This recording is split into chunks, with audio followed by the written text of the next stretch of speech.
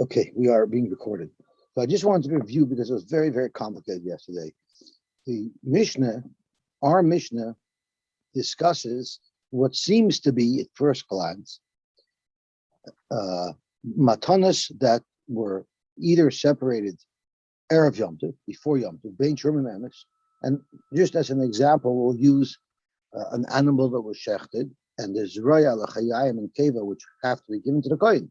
So if the carbon was shechted yesterday, or if the carbon was shechted today, either way, Basil holds you're allowed to send those matanis to the Kohen and Yom Tov, and Bishami says you're not allowed to send them to the Kohen and Yom Tov. And the argument was based on, the Mishnah elaborates, whether or not you compare the matanis to Truma. So it seems from our Mishnah, everybody agrees that Truma you may not send to the Kohen on Yom Tov. The question is, does that apply to the Matnas Kohen as well? The Shami says yes. The same way you can't send Truma, no matter what, so too you cannot send Matnas Kohuna, no matter what. Even though Matnas Kohuna you could separate on Yom Tov technically, it doesn't matter. You cannot send them to the Kohen. And then the Brisa brought three different versions of how to understand the Machlokes B'Shami Basil. And the Brisa was probing as to which, if any, of the three different versions the Gemara brought will be consistent with our Mishnah. So right off the bat, Rabbi Yosy, which is the Shita that we Paskin like, the Gemara says at the end of the day yesterday, Rabbi Yosy for sure is not consistent with the Mishnah, because our Mishnah seems to indicate that without a doubt, Truma, you for sure cannot send to the Kohen on Yom Tov. Rabbi Yosy holds the Machlokes is about Truma. Everybody agrees for sure Matnas Kohuna may be sent to the Kohen and Yom Tov. The whole Machlokes B'Shamai and Basil is only about Truma. So that clashes with our Mishnah. So surely our Mishnah is not going according to Rabbi Yosy, yet our Gemara concludes that we do pass like Rabbi Yosy. So if we pass like Rabbi Yosy, like Basil, you could send not only regular Matnas Kohuna, but even Truma to the Kohen and Yom Tov. Then the Brisa brought the Shita of Rabbi Yehuda and the Shita of Acherim that ends up being quite similar to one another. And they both say that what type of matanos cannot be brought on Yom Tov? That's only matanos that were from yesterday. Where does B'Shamai and Basil argue? They only argue about matanos that were from yesterday, meaning the animal was shechted yesterday and you could have been makriv, you could have sent them today. But matanos from today, everybody agrees you would be allowed to send them to a Kohen. And the Gemara even says that that would be consistent with our Mishnah. Because even though our Mishnah says, Bein Shurma Me'emes, Bein Shurma Me'yom, it's not talking about the Shechita. In either case, we're talking about an animal that was shechted Erev Yom Tov. And therefore, there was a possibility you could have separated the matanos and sent them yesterday, and you didn't. So that's where there's a machlokes. But matanos from an animal that you shechted today on Yom Tov, you're surely allowed to send to the Kohen. And then the only machlokes is what if I have matanos that I separated yesterday, according to Beishamai. Beishamai holds matanos that I separated yesterday, or matanos that came from an animal that I shechted yesterday, those I may not send to the Kohen on Yom Tov. I should have sent them before Yom. However, if I shechted yesterday and I shechted today, so I have matanos from today that I'm allowed to send to the Kohen, even according to Beishamai, and they packaged it up and I'm sending it, I'm allowed to throw the matanos from yesterday into the same package and send them together. And that's what Acherim says. No, Acherim says you cannot package anything together. What you're allowed to send from today, you may send according to Beishamai. What you're not allowed to send, you're not allowed to send. But once again, to conclude, we don't pass like all of this anyway. We pass like Rabbi Yosy, or both Beishamai and Basil agree that you're allowed to send matanos kohuna to the Kohen no matter what. The dispute was only about sending Truma, and we pass like Basil that you're even allowed to send Truma to the Kohen on Yom Tov. And in fact, the Gemara cited a story where someone asked a shaila to Rav Nechemia asked to Rav Yosef, and Rav Yosef told Rav Nechemia, by all means, go on and send a barrel of Truma wine to the Kohen on Yom Tov. So that's how we concluded. Now we're up to Yud Beis Beis, about 10 lines from the bottom of Shpezinche. Good morning, Bafraim. Good morning, Benzi. So we're about 10 lines from the bottom on Yud Beis Beis. Ushpezinche, the Rava Bar Rav Chanan, the host of Rabbi Bar Rav Chanan, Havalei is Suraisa L'Chardel. And Rashi says a Suraisa L'Chardel is a bundle. It's a bundle of mustard. So mustard must come in stocks. Rashi Suraisa is Chaviloi Shel Chardel Bisharvitin. Bundles of mustard seed in their stalks. Vazer B'Soichem. And the mustard seed, which is the part that you would want to eat, is in it. Amrle, and he wanted to know, could I break it up? Can I break them up with my hands and take out the seeds on Yom Tov? Why would there be a problem with that? So Rashi says on the very first wide line, since I could have prepared this before Yom Tov, I shouldn't be allowed to. The toil this dishahu. Threshing is where you crush the stalk to separate the seed, which is precisely what we want to do here. Maybe it shouldn't be allowed on Yom Tov because it could have been done before Yom Tov. The Rabbi Bar Rav Chanan didn't know the answer. So also like Hamei the Rabbi, they went to Rabbi. Amalai said as follows: Moilin melilois umafarchin kitniyos b'Yom Tov. Moilin melilois, Rashi says, is if you have wheat kernels and you squish them in your hand, it breaks apart the shell, the bran of the actual seed, and then you can eat the actual seed, and that you're allowed to do on Yom Tov. And the same thing with beans. You could rub them in your hands, get off the outer shell, and eat it. Let's see Rashi. The dash kalachayat.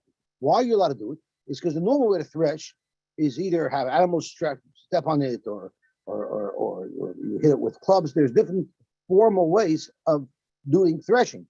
Squeezing in your hand is not the normal way to do it. Even if you do this on Shabbos, although it's also midrabanan, it's not an issue deraisa, and therefore will be Yom Tov loy gazer. And on Yom Tov they weren't geyser. Else oichal nefesh they weren't geyser.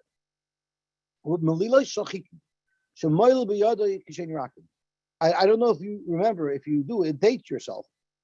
But who remembers Diggum Frog from Sugar Smacks? Does anyone remember Sugar Smacks, or your mother made you eat cornflakes? My mother would, when she was in the good one, and I behaved, she would buy me Sugar Smacks with Diggum the Frog. Remember Diggum the Frog? Everyone who doesn't remember Diggum the Frog, right? That was a Shabbos cereal, right? Diggum the Frog. We had this. So what was that? That was mamish moilu melilas. That was wheat seeds that had been that the shell had been taken away from them. So we think we're like innovative with Diggum with Sugar Smacks. They had Sugar Smacks in the time of the Gemara. Now they want to make it sound more healthy. They call it Honey Smacks. And they got rid of Diggum the Frog and they put a bear instead. Anyway, so Zok the head of the Gemara. So Amalei Moile Melilais, you're allowed to squeeze the wheat kernels in your hand to separate the shell, umafachin, kidneys, and you can do a similar activity with beans, Yom. So you see clearly that you should be allowed to do it. Mustard should be noted. Eisvei Abai. Abai has a kasha on Rava. How could you allow this to occur? Because the Brisa says, "Hamoilel mililos may erev Shabbos." If someone is moilel mililos from erev Shabbos, clearly indicating you're not allowed to do it on Shabbos. L'mocher on Shabbos minapeach miyad liyad v'oichel. So you have the shells that you've separated before from the actual kernel. So you're allowed to hold them in your hand and blow away the shell, so you get the seeds and you can eat it. Miyad liyad is the lashon. Miyad liyad, Rashi says, shaloi keder chol. By moving it back and forth from hand to hand and blowing on it, it will get rid of all of the extra the extra covering. You're not allowed to do it in a more formal way, kind of something the funnel where you funnel the stalks through and it holds the you funnel the seeds through, but it'll hold the soilus above. Or tampu is a larger tray where this is done. So you're not allowed to do it in a formal fashion, but you're allowed to do it kalachayat in a not normal fashion. And hamoilo melilish ma'erev Yom Tov, which is the subject of our discussion, where the Brisa here is clearly saying the melilo was done before Yom Tov, which would contradict Rava, who says you're allowed to do it on Yom Tov. Hamoilo melilish ma'erev Yom Tov, l'macher minapech al yad al yad. That's not the same nusach as miyad liyad by Shabbos. It's al yad, Rashi, what that means is ma'at mat. You're allowed to do it in a more formal fashion, but you shouldn't do it a lot at a time in large quantities. You should do it in small quantities as you eat them. You're allowed to do it even in a formal fashion, as long as you don't do it a lot at a time. Which, because these are items that will allow you to do it in very larger quantities. Not when the kiver something of sifters and tavlos are bigger plates, so you could produce more at a time. Morning shmil, see. But the main point is, Me'erev Yom Tovin, the Melila is clearly stressed in the Brisa as having been done before Yom Tov, but the Yom Tov loy. So you, Rava, who allows us to do the Melila on Yom Tov, how do you explain why the Brisa describes this case where the Melila was done before Yom Tov? So in fact, this Brisa would allow Melila b'Yom Tov. So why did the Brisa say Hamoila Me'erev Yom Tov? Because it wanted to pick a parallel case to the case of Shabbos, where you're not allowed to do this on Shabbos. Value the Tana Resha Me'erev Shabbos, Tana Seifa Nami Me'erev Yom Tov, but in fact, you would be allowed to do Melila even on Yom Tov itself. In fact, the Gemara, we have to go back to our Mishnah. In our Mishnah, Beis Shammai and Beis Hillel had a very big dispute. And Beis Shammai wanted to bring a raya from Truma. Just like Truma, you can't send to the Kohen. On Yom Tov, so too Matas Kuna, you shouldn't be able to send to the Kohen on Yom Tov. Beis Hillel responded, what do you have a raya from Truma? Truma, you can never take Truma on Yom Tov. You could never take Truma on Yom Tov. But Matanas Kuna, the other Matanas, you could take on Yom Tov. So the Gemara wants to now focus on that point. The point that Beis Hillel said that you cannot be mafresh Truma on Yom Tov. Is that true? The Mishnah seems to say universal. Everybody agrees you could never be mafresh Trumas on Yom Tov. Zok the Gemara, if you're allowed to be moilo melilas on Yom Tov, like Rava says, then by definition, you're also going to have an opportunity to be mafresh Trumas on Yom Tov. Imkein matzina Truma shezakai baramasa. Oibazoi, you found a case where you could take Truma on Yom Tov. Now, why don't you take Truma on Yom Tov? Because you could have, why did the Rabban outlaw being mafresh Truma on Yom Tov? Because you could have done it before Yom Tov. Since you could have easily done it before Yom Tov, therefore, we don't let you do it on Yom Tov, because it looks like you're being makdish, you're being misakin, but it's all because it's not going to prevent oichel nefesh. You could have done it before Yom Tov, because you would have had your whole granary and your pile all done and ready, and the chiyuv for maishus and trumas would have been triggered before Yom Tov. But if you're being moilel melilos, there would not have been a chiyuv of maishus triggered, of trumas and maishus triggered, until you actually did the melila. So where, in fact, the chiyuv for the trumas and maishus are triggered on Yom Tov, of course you would be allowed to be mafresh trumas on Yom Tov. Yet we quoted our Mishnah earlier that says you could never take trumas on Yom Tov. But now we learned lo imamartim betruma shein is a kai baramasa. Our Mishnah above says that you could never take truma on Yom Tov. But according to Rava, where there's a possibility of triggering the chiyuv for trumas and maishus on Yom Tov, there you'd be allowed to separate them. So after you made your melilos, you would be chiyuv to be mafresh trumas and maishus before you ate it. So Rashi, the second to the bottom line, im kain the moilel melilos b'Yom Tov matzinu truma shezakai b'haramasa. This tam shibolin loy mafrishin trumasan achiasu dogan. This is something that's in stock form, and you're separating the stock from the seed with your hand. Normally, there is no chiyuv truma until you've already done that, and you have a pile of grain that's ready to be milled, that's ready to be ground, the flour. This never reached that point, so therefore, there was never a chiyuv for truma triggered. But once you make that melila, boom, now you've triggered it for achila. You would have to be mafresh and truma al korche at that point. So, in fact, you do have an option to be mafresh trumas on Yom Tov. So, why did the Mishnah, both Beis Hillel and Beis Shammai, neman as a pashtus that truma she'ein zakai baramasa, you could never be mafresh truma on Yom Tov? So, to Malay Kasha, Harabi Yosy Yehuda. In fact, this non-conventional way of using wheat rather than grinding it en masse to make flour, you're just snacking on your sugar smacks. That is a machlokes whether it would actually be mechayiv you in trumas and maishus. Harabi Yosy Yehuda. It's now we learn hichnishi balan lasas manisa. If you brought in the grain because you wanted to make dough with it, Now, the problem is you need two things in order to trigger a chiyuv of trumas and maishus midayraisa.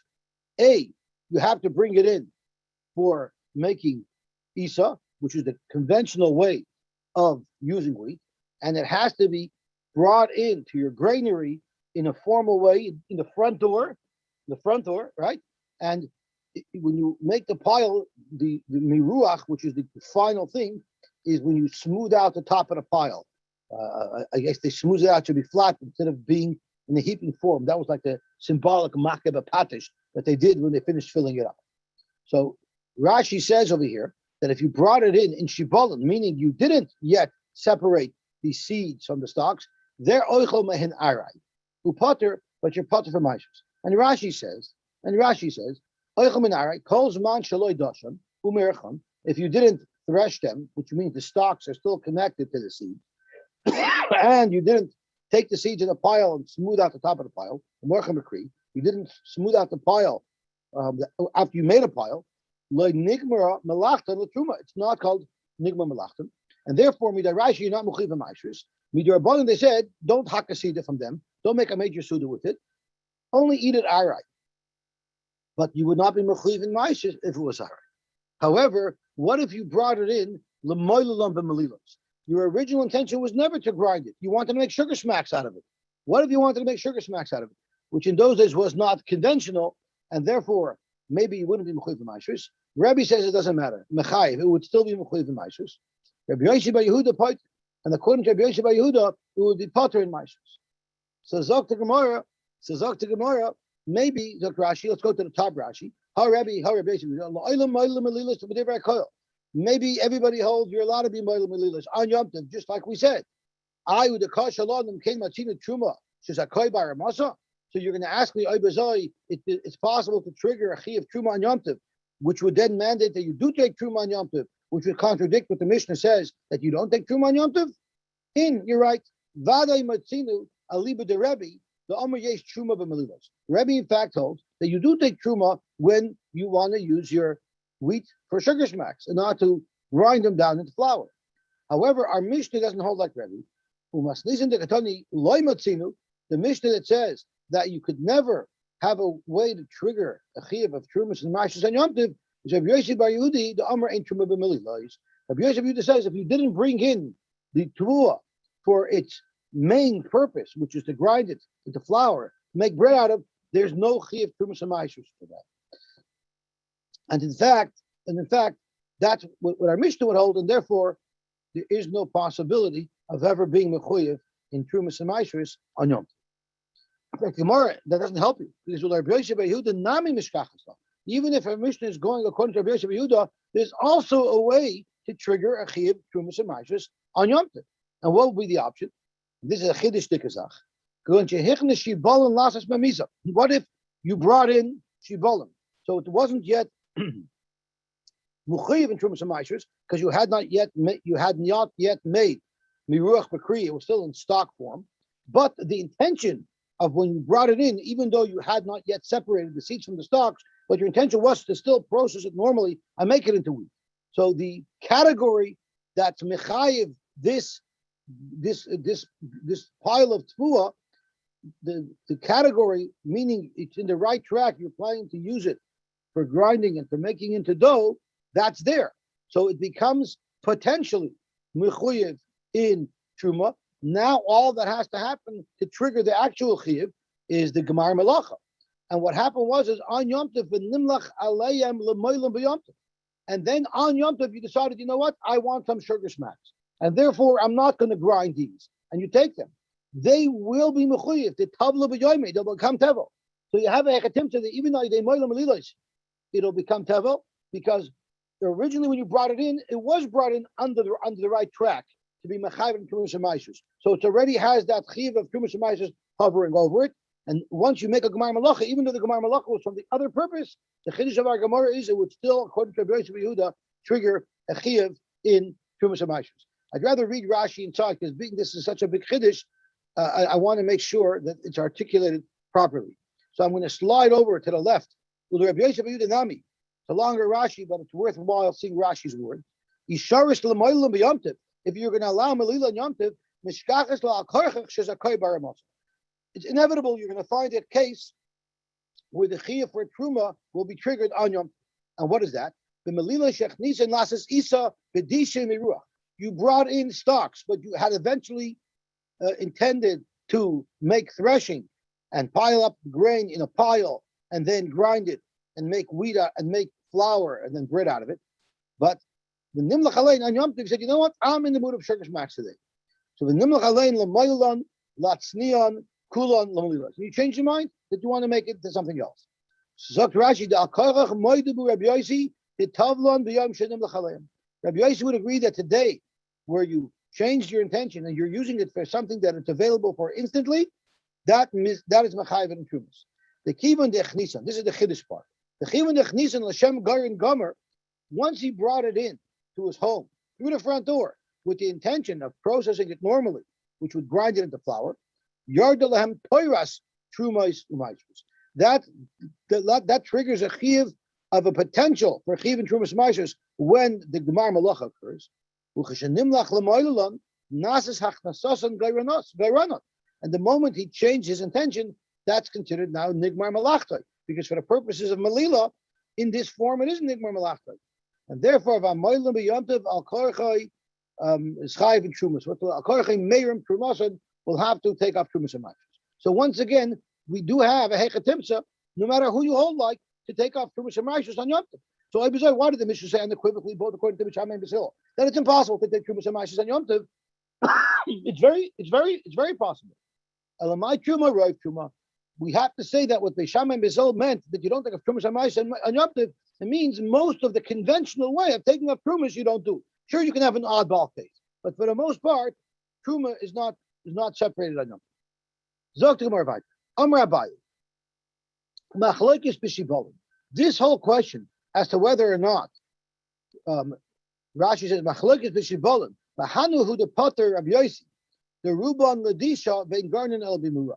This Rabbi Yosy B'Yehuda who holds that when you have wheat for malila, you're not mechuyev in trumas umaishus because it's not the conventional track.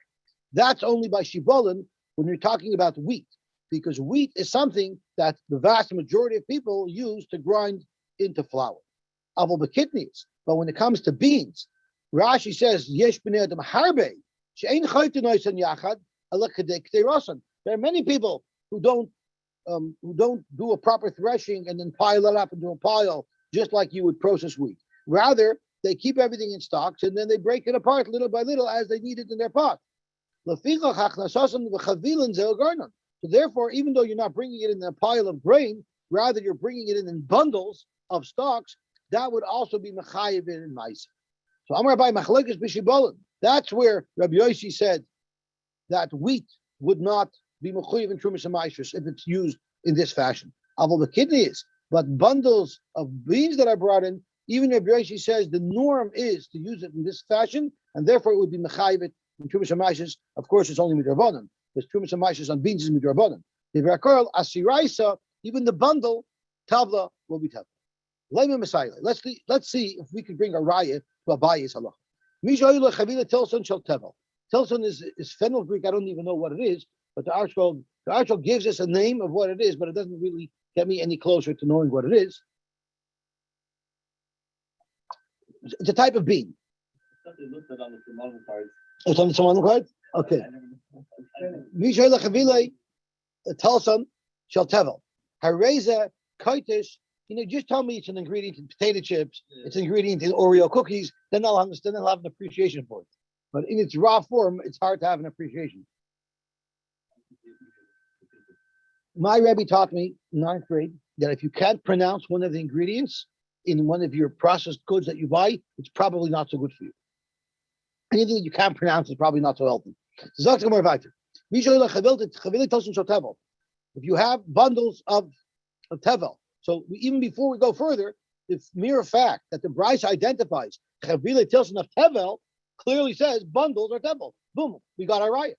Hareza Kotesh, you're allowed to crush it to get it seed out on Yom Tov. Rashi says Zeru Derech Dishas, and that's the normal way to process it. Umechashev, and you can guesstimate in your mind Kama Zera Yesh Behen, because Rashi says that even though tam eitza tam peri shavin. This is a type of plant where even the wood tastes like the peri.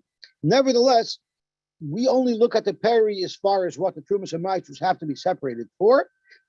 So even though now it's not separated because everything is in a pile, everything's in the bundles, but you could visualize in your mind how much zera is probably in this group, and based on that guesstimation, umafresh ala zera, you only have to be mafresh trumas and maitros on the zera of the seeds inside. Then mafresh ala each. You don't have to be mafresh trumas and maitros for the stalks, for the wooden parts. My love, let's argue and say Rabbi Yosy Bar Yehudi. It's Rabbi Yosy Bar Yehuda, who Abai wanted to argue that he holds that by all bean products, in fact, even in the bundle, it's mechuyev in truma. The Amar Hasam, my love, Rabbi Yosy Bar Yehuda. The Amar Hasam, loy tavla, who says that by shibalan it's loy tavla, but hacha tavla here by beans, it would be mechuyev in truma samaishus. So Dr. You don't have a right. Loy Rebbe, you could be going to Rebbe who holds that by wheat, it's also tevel. It's also mechuyev in maishus if you bring it in bundles because you want to use it for melila. In fact, if you want to argue that this brisa is following the shit of Rebbe, my area tilson. Why does the brisa have to pick a case of tilson to identify a case where even b'shibalim, even in bundles, it's mechuyev in trumas maishus, afilu shibalim nami. Every product, even wheat, is a product that would be mechuyev in maishus in bundles. So why did the brisa just identify tilson? So in fact, Gemara, so you haven't made it any better. Elamai Rabbi Yosy Bar Yehuda. So you want to say going to Rabbi Yosy Bar Yehuda? Lishmini sharmini kidneys. V'choshen tilson. Why did the brisa chaban dafka tilson, which is something that's very popular to eat that way? We could have used a bigger chiddush because according to what you're saying, Abaya, in Rabbi Yosy Bar Yehuda, all bean products, all legumes are going to be mechuyev in trumas and maishus, even they're in bundles. So regardless, you have to say tilson is special. Sai according to Rebbe, Sai according to Rabbi Yosy Bar Yehuda, and therefore you don't have a raya to anything from this brisa. And the tilson is strichale. Tilson is special, and the Tana had to tell us the halacha specifically related to tilson. So Gedai Techamina, Hoyel the Tam Eito your period Shava. Since both its peri and its eitz has the same flavor, Lifresh Namaya Eito, you might think that that's also part of the tevel, and that also needs tikkun.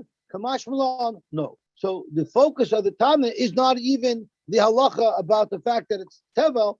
The focus of the Tana is that by tilson you only have to take off trumas and maishus for the seeds, not for the eitz. And that's why the Tana chapped tilson, but you don't see from the Tana what he would hold lagabi moila b'lubis.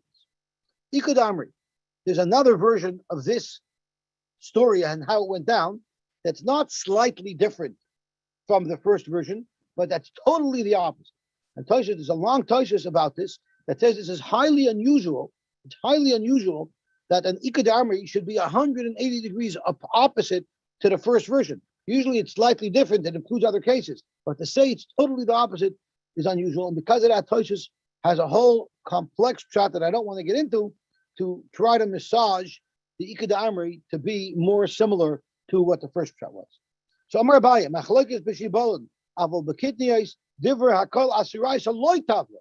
So in the earlier case, in the earlier version, Abaye said that Rabbi Yosy Bar Yehuda holds that everybody holds by kitniyos, it is tevel. Here he's saying everybody holds by kitniyos, it's not tevel. And on that, the Gemara wanted to ask a kasha from the brisa. Meisha misha you like chavila tilson shel tevel, raise a kodesh b'chashiv, kama zera yesh benu ma'aper shel zera, benu ma'aper shel eitz. So once again, it's the same shachla v'tayim. My love, tevel tovel shel truma. You would say tevel tovel shel truma. So tevel tovel shel truma, meaning the truma that the Yisrael has to be mafresh from the produce. It proves that there is tevel on beans, which would contradict what Abaye says that, but by kitniyos everybody holds it's not tevel. It's not talking about the tevel of truma, which requires the gemar malacha and the miruach, the classical, conventional gemar malachas, in order to be mechayiv Yisrael, the produce owner, to start separating trumas and maishus. That's not what we're discussing here. Rather, loy tevel tovel shel trumas meiser. We're talking about the trumas meiser. Trumas meiser is not something that the Yisrael has to give.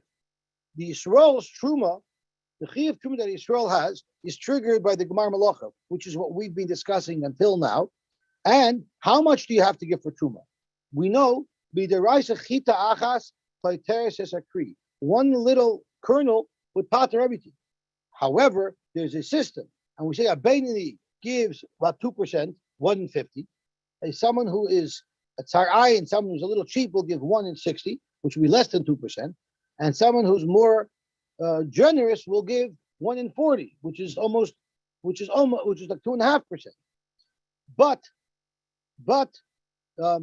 you technically chita achas peres agree.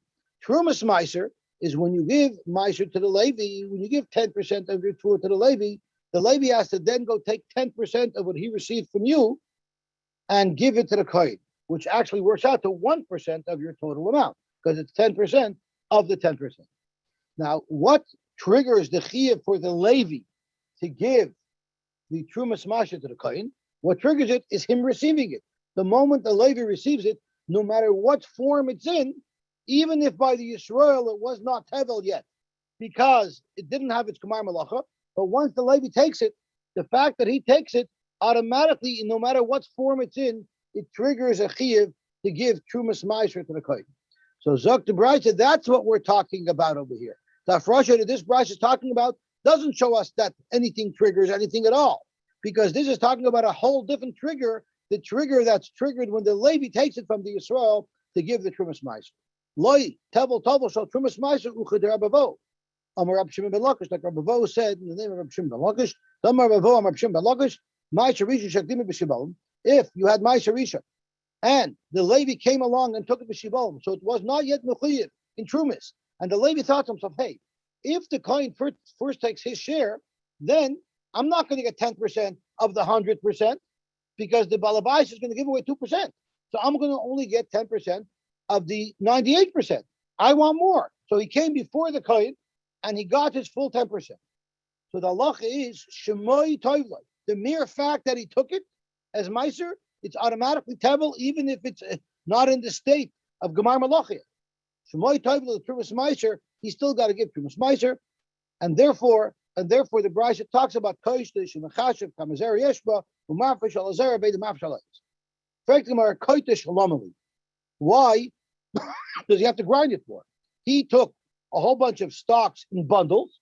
Let him give 10% of his bundles, of his bundled grain. It's not it's beans, but it's in bundles with stocks. Why does he have to crush it and take the seed out and extract the seed? It's a lot of extra work. He got bundles. Let him give 10% of his bundles to the Kohen.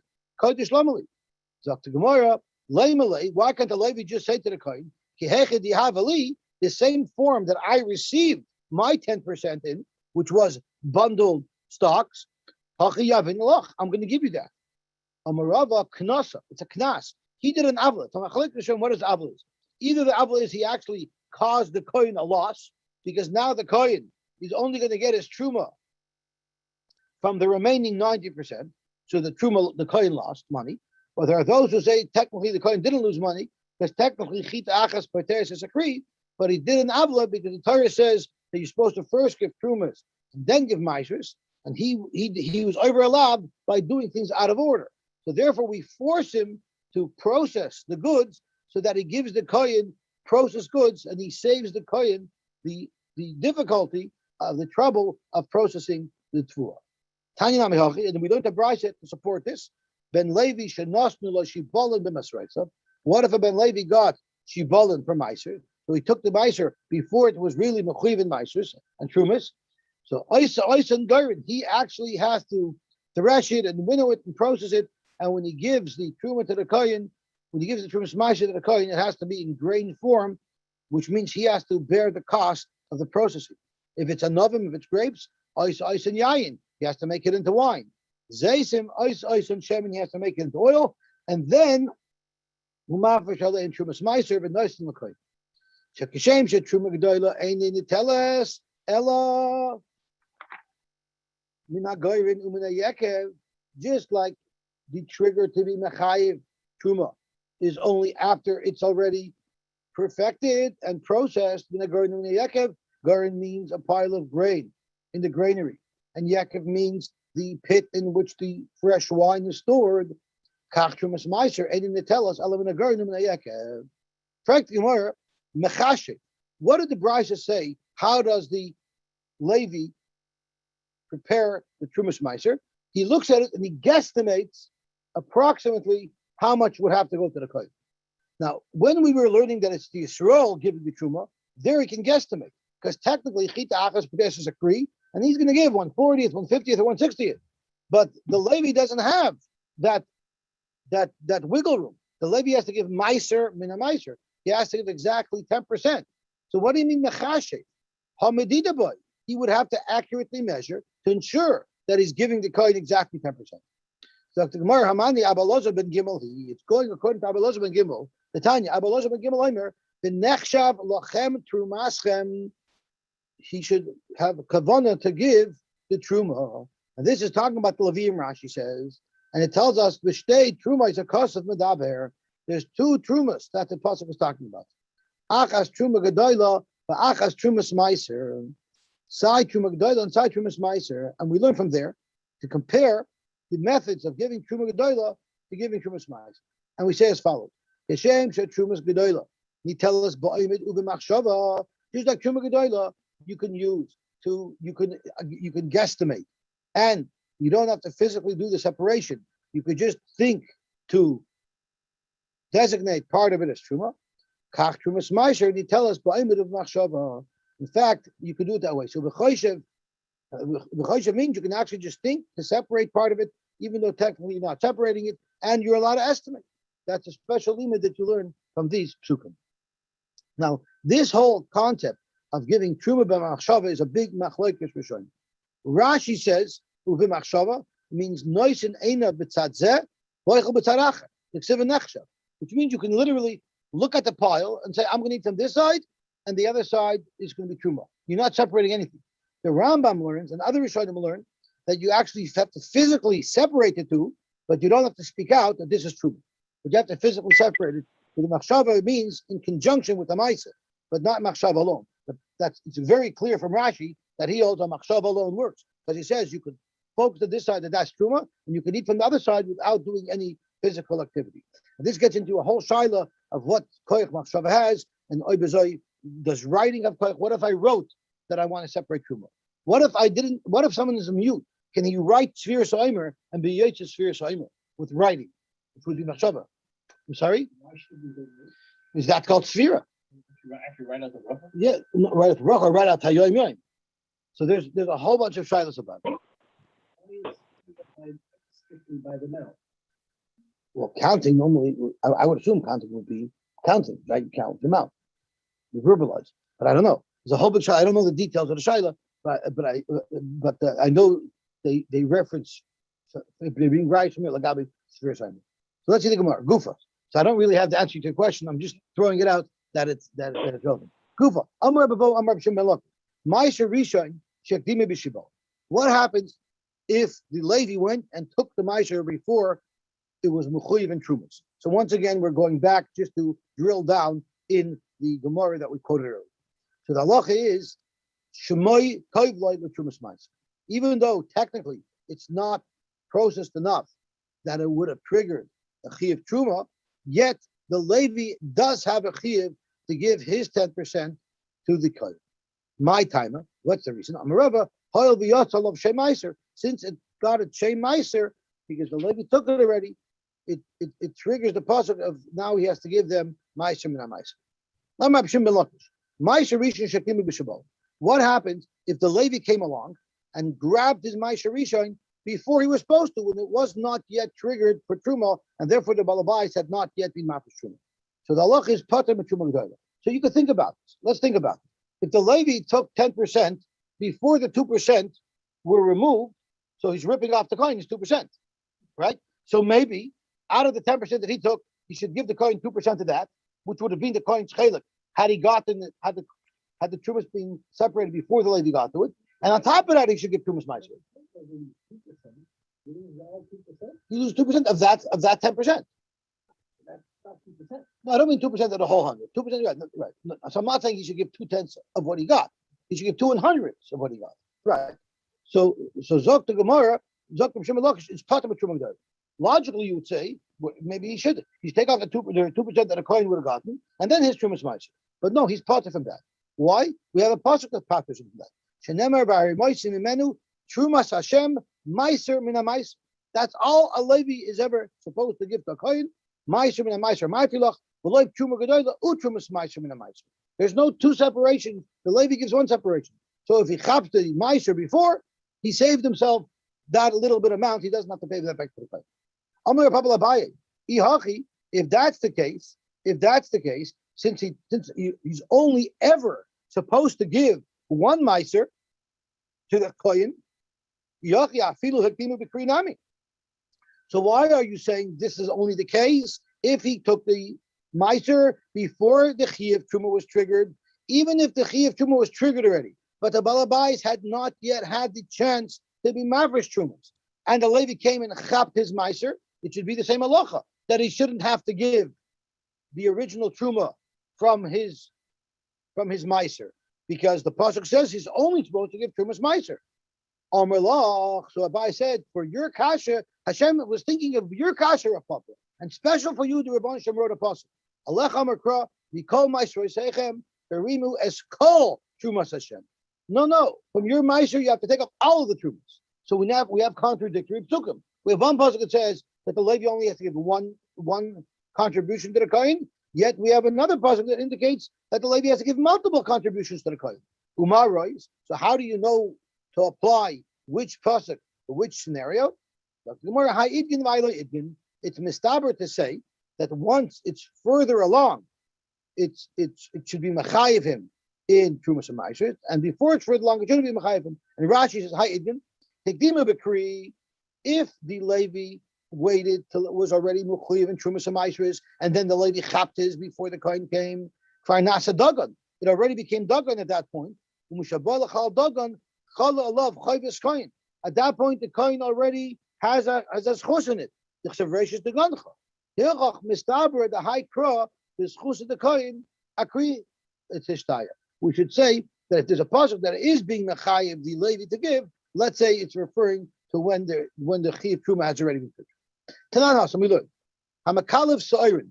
What if you want to eat raw barley kernels? So you're going to peel off the shell from them, and so you're allowed to do it. Hamakalev soirin, makalev achas v'oifel. You're allowed to do them one at a time. And Rashi says, "Lagabi, what is this shaila?" You're potter for meiser. So you're not going to be meiser because you're only doing it one at a time. We consider that to be achilas arai. Of course, we're speaking where there was no miruach. So basically, you have a whole bunch of stalks in a bundle. You're allowed to take kernel by kernel, peel it, and eat it one at a time. But if you prepared many kernels that you're now storing in your hand, and then you want to eat them at once, chayiv, you're going to be chayiv. Rashi says the have like keva, because now it's already a keva, and the Rabban don't allow achilas keva. Tosfos says because now it's considered gemar malacha. Amar Abelazar v'chein l'Shabbos. The same halacha will apply for Shabbos. Whatever triggers a chiyuv for meiser will also be usher for Shabbos. So therefore, Rashi says achas loy have a fire told to the dash. The kalachayadu. If you're eating one at a time, it will not be mefarik, which is a toiled of dash, which is a malacha deraisa. Because we considered kalachayad, it's not the normal way to do things. But once you've gathered a whole bunch of kernels in your hand, have a total dish of a chayiv, that would already be an iser deraisa. So in other words, we're saying that the halacha of meiser and the halacha of Shabbos travel together. Frank the Gemara, any is that so? But Rav mekalpale devisu kasakasi. Rav used to love eating sugar smacks for breakfast. So his wife would prepare him a whole cup of sugar smacks for breakfast on Yom Tov. And there was no problem. Rab Chia mekalpale devisu kasakasi. And Rab Chia's wife would also do it. So in these two families, they had the sugar smacks for breakfast. Ella itmar aseifa. So we're going to have to say that the chen l'Shabbos, which will asher l'Shabbos, is not referring to this case because clearly there's no problem for Shabbos here. Rab Chia and Rav for sure know the halacha. So let's say that the chen l'Shabbos is referring to a second part of the brayso, and the second part of the brayso says hamoilo melila shalchitin. If one is moilo melila shalchitin, so he's pulling kernels off a stalk, squishing them in his hand. Minapech al yad, he can do a little bit at a time. And he can eat. But if you did so many, if you process so many that you actually have it in a pouch, in a pocket, which is a lot more than the hand, it's a much higher quantity, that's chayiv. And on that, Amar Balazar v'chein l'Shabbos. So when you're doing much larger quantities, that's when it would trigger a problem for Shabbos. But just a handful, a cupful, that's for sure not a problem. So what you're saying is, in the case of the Reisha, peeling one at a time, it's a problem for Meiser if you have a handful, but it wouldn't be a problem for Shabbos. So you're saying that Meiser and Shabbos don't travel together. It's possible for something to be mechuyev in Meisers, yet it's still not a real malacha for Shabbos. In Shabbos, have a gemar malacha. Meiser have a gemar malacha. You ever find something that lagabi Meiser is a gemar malacha, and yet for Shabbos it's not a gemar malacha? You ever find such a thing? Zok the Gemara, of course you do. What you're assuming that Shabbos and Meiser travel together, I'm going to give you other examples where something could be considered gemar malacha, lagabi Meiser, but it's not mechuyev in Shabbos. So a garden l'Meiser, if none, different cases where it's considered nigmar and malachtam lagabi Meiser. For instance, is there a garden l'Meiser? What is considered the final product l'Meiser that will trigger a chiyuv Meiser? Hakishuin, badluin, these are gourds, like cucumbers and other types of and pumpkins. I think misha yif kisu, when the little stem that grows out the top of them gets cut off, that means it's nigmar malachta. And Vishaloi Piksu, if the stem is still on, there's another way for them to be called Nigmar Malachta, and that there's a chiyuv for Trumas and Maishers. Mishayamid Arema. If you make it into a pile, in your house, in your granary, or wherever you're storing it, that is a Gemar Malacha, you'll be mechuyev in Maishers. Utnana Migabi B'Tzelum, we looked at Gabi onions as well. Mishayamid Arema. If you make a pile of onions in your house, you're now mechuyev to be mafresh Trumas and Maishers. If you look at Shabbos, Hamad Asher Potter. Now there is an Isser Deiraisa of Ma'amer, and that is in the field itself, actually. In the field itself, if you gather something into a pile, that's a Malacha Deiraisa. But in your house, which is not near where they grow, there it's not an Isser Malacha.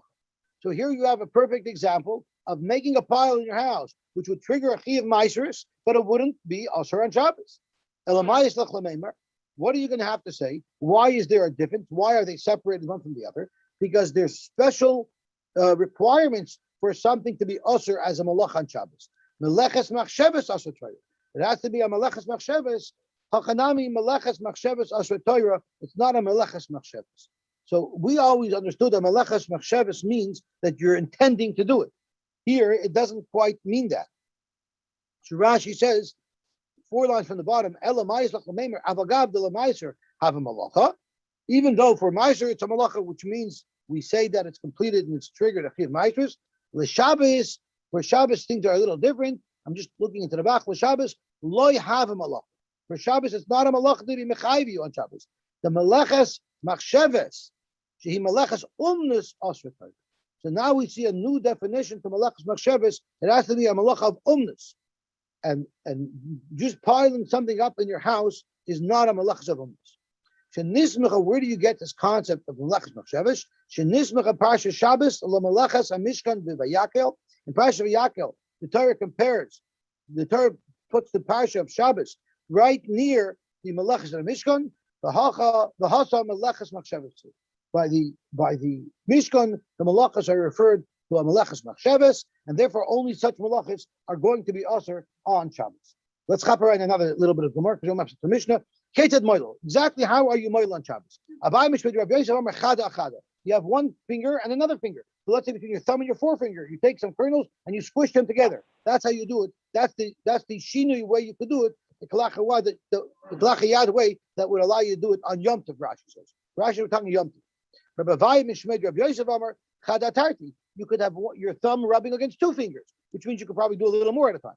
Rav Amar, even the mashani since you're not doing it the normal way, you could even have one thumb rubbing against your whole hand. That would also be allowed on Yom Tov. How do you do nipuach? And that's allowed on Shabbos, because the brayso before talked about if you were moil erev Shabbos, how you clear away these shells from the actual kernel, you blow. you blow on it to get rid of the stuff. Amarav Adar Ba'ava Amarav Minapeach Mikishrei Etzbois Ulamayla. You can't fill up your whole hand and blow on it. You're only allowed to put where you're allowed to wash your hands on your Yom Kippur and Tisha B'Av. That's where you should put these kernels of wheat, and that's where you can blow. They were laughing at Rav Adar Ba'ava in Marava. Why you drive yourself crazy to do such a fanatic thing? Even the Mashani, once you're doing it in not a normal fashion, I feel a bit cool yadanami. Fill your whole hand up with it, because that's not the normal way to do it. It's a shinui anyway, and the body that should be allowed on Shabbos. In fact, that's correct. You can fill your whole hand up and blow away the extra shells from the seeds, because even that is not the normal way, and therefore it will be mutter to do on Shabbos. Okay, we will stop here. You want to do? You have